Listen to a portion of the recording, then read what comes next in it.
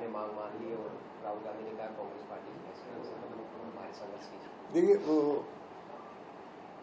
मांग तो लंबे समय से की जा रही थी और सामाजिक न्याय की बात को आधार बना के की जा रही थी।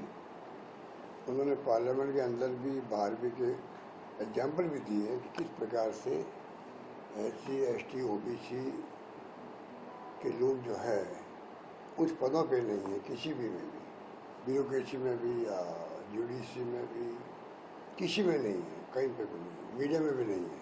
ये बात बार बार वो बोल रहे थे और जातिगत जनगणना की मांग कर रहे थे। उनका दृढ़ विश्वास था कि ये होके रहेगी, मोदी जी नहीं करेंगे, हम करेंगे। ये जो बार बार बोल रहे थे उसमें एक आत्मविश्वास झलक रहा था कि देश के हित के अंदर है, ये देश हित के अंदर है। और मैं समझता हूँ इसी रूप में इस को लेना चाहिए हमें।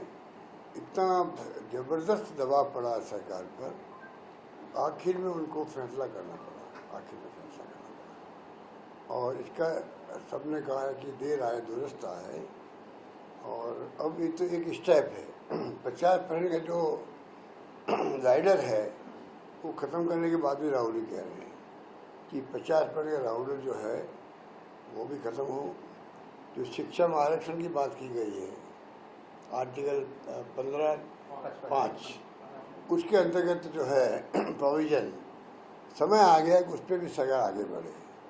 तो एक प्रकार से बहुत बड़ा डिसीजन सरकार ने किया है, इसमें कोई दो राय नहीं। दबाव में किया है, मजबूरी में किया है, वो अलग बात है।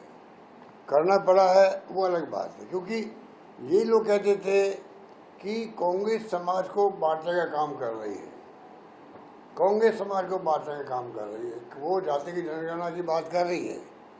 RSS भी और BJP भी लगातार कांग्रेस पे आरोप लगा रहे थे, आप जातियों को बांट रहे हो, इसलिए मांग कर रहे हो जो नहीं होने वाला है। और फिर आखिर में हो गया। इसका मान है कि जो दबाव पड़ा जबरदस्त, उसका असर सबको देखने को मिल रहा है, मेरा मानना है।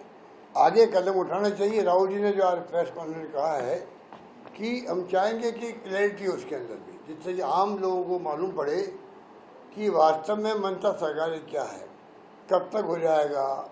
अभी तो मैंने देखा बजट रखा गया इस बार करीब 500-600 करोड़ रुपये रखा गया है जनगणना का। जनगणना को डिले क्यों कर रहे हैं, ये समझ के परे हैं।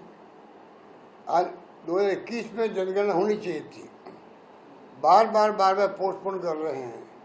इस साल मैं आंकड़े देख रहा था कि लगभग 600 करोड़ रुपये रखे गए हैं, उससे जनगणना नहीं होने वाली है।